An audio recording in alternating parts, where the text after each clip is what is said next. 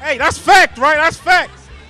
So I'm loudly saying now, the boogeyman is the real king of New York. Hey, yo, we're going to the Olympia, right? You know what's going to happen? What's that? I'm going to whoop your ass, Nick. I mean that shit. I mean that shit. I'm going to say to you exactly what I said to you before we did New York. Have fun looking at my ass from the sidelines. Hey, don't worry.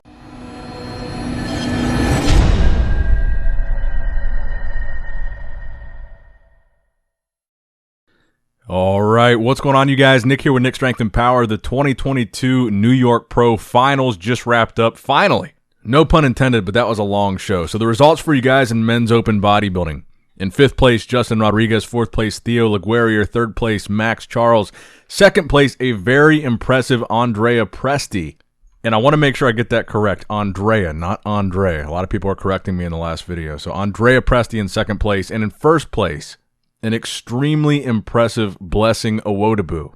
I got to say, my hat's off to Blessing because not only did he win the Indy Pro when, let's be honest, nobody really expected going into the Indy Pro that Blessing was going to win based on the package that he brought last year.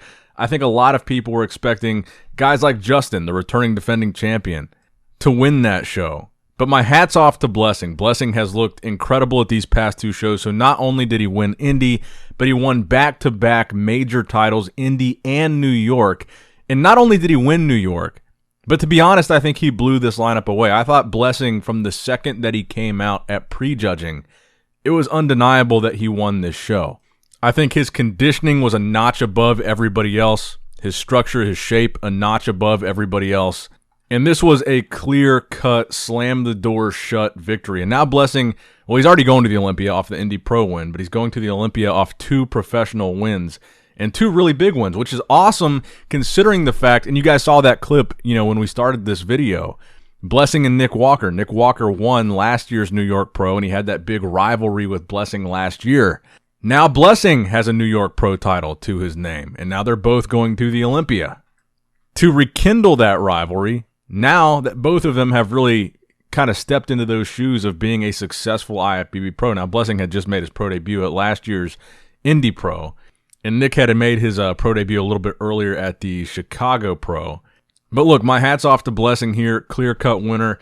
I was really, really impressed with Andrea Presti. So I saw him at prejudging. A lot of people in the comments of the previous video, you're looking at the top 4 right here. Andrea is the guy in the blue posing trunks. At prejudging, a lot of people said, well, Max looks really good here. And he does. Max looked incredible here. And a lot of people were saying he looks almost kind of reminiscent of Dexter Jackson, and I agree with that analysis. I think that's 100% spot on from the front. Now, the problem with Max Charles is when he turns around from the back, you lose a lot of that detail, you lose a lot of that definition, you lose a lot of that conditioning, and that makes him lose a lot of the shots. Now, I agree, Max did look incredible from the front, but I think it was definitely those back and side shots where Andrea Presti caught him. And I think, honestly, at prejudging, Max was probably in second.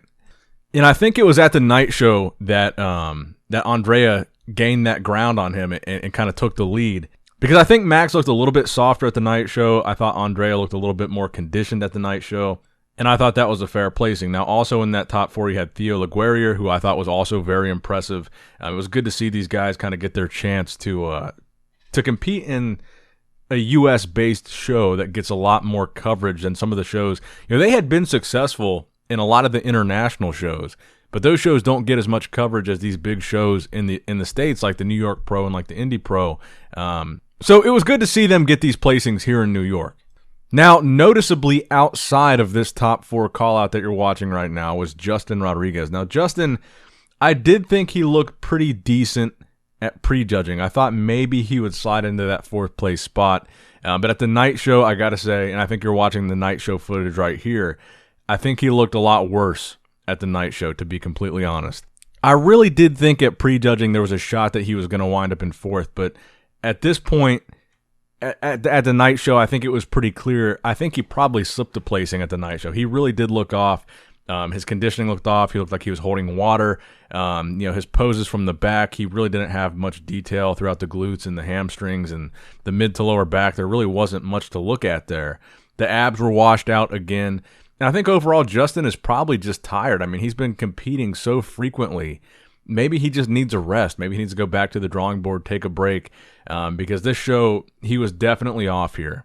And like I iterated in the last video about the Indy Pro, I mean, Justin is a guy that just took second to William Bonac at the Boston Pro. William Bonac is one of the best bodybuilders on the planet right now, and Justin took a close second to him at that.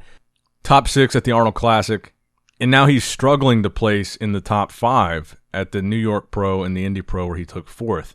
Maybe he just needs a break, but overall, I think this lineup wasn't the strongest Indy Pro lineup, which kind of makes it a little bit harder a little bit worse for Justin's placing. Typically in New York, you see a few more bigger names show up, and even though these guys didn't have the biggest names from a notoriety standpoint, there were some very impressive bodybuilders. Like I said, Andrea was a pleasant surprise. He was very impressive. Blessing, but at the end of the day, I think Blessing just totally steamrolled through this show, and I think honestly, I'm very excited to see him on the Olympia stage because he does bring something different to a men's open bodybuilding stage. I mean, it's undeniable that his shape is crazy. I mean, he's got a crazy small waist. He's got a vacuum pose, which some people like, some people don't. His conditioning was very good. He's got a crazy wide upper body, big wide shoulders, big wide back. He's got crazy peaked biceps. And it's certainly, when you talk about a rivalry like Nick versus Blessing, it's certainly a very apples and oranges comparison. And it's interesting to see now that Blessing is kind of coming into his own, and he's really, like I said, I think this is probably, these past 2 shows are the best version of Blessing that we've ever seen. And now he's backing up some of the talk that he was talking going into these shows last year when he couldn't back it up, but now he is. So I'm kind of curious to get your guys' opinion on this. So when Nick Walker and Blessing Awodibu go head-to-head at the Olympia, I know there's a lot of Nick Walker fans. I know that a lot of people think Nick Walker should have placed even higher than he placed last year. But when they go head-to-head at the Olympia again this year, who do you think is going to place higher? Do you think there's a shot that Blessing does place higher than Nick? Because honestly, I do think that, Blessing brought up his legs for this show. But I honestly think he's going to have to bring them up even more to be highly competitive at the Olympia level, especially against a guy like Nick. But there were some guys in this lineup with some pretty big legs, some pretty good legs, and Blessing beat all those guys because his conditioning was so good, and I think also his shape definitely played a factor in that. But let me know what you guys think. Do you think there's a shot that Blessing is able to beat Nick on the Olympia stage? Because I believe that's the next time we're going to see both of them. I don't know for sure. I don't think that Blessing is going to Cali. He might. I guess we'll see, but Blessing versus Nick on the Olympia stage, who you got? And also, I'm kind of curious to hear your guys' thoughts on this in the comments below.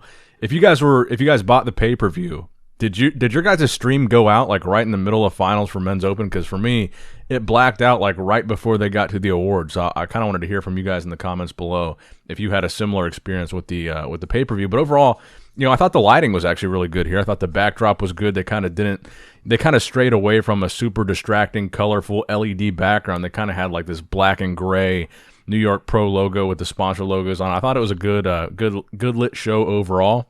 And a good stage presentation overall. But let me know what you guys think in the comment section below. Make sure you hit the thumbs up button if you enjoyed the video. Like the video if you liked the video. Subscribe if you have not subscribed yet already. Click that bell notification icon if you've not already clicked it. As always, I love you guys. I appreciate you guys. Nick Strength and Power, signing out.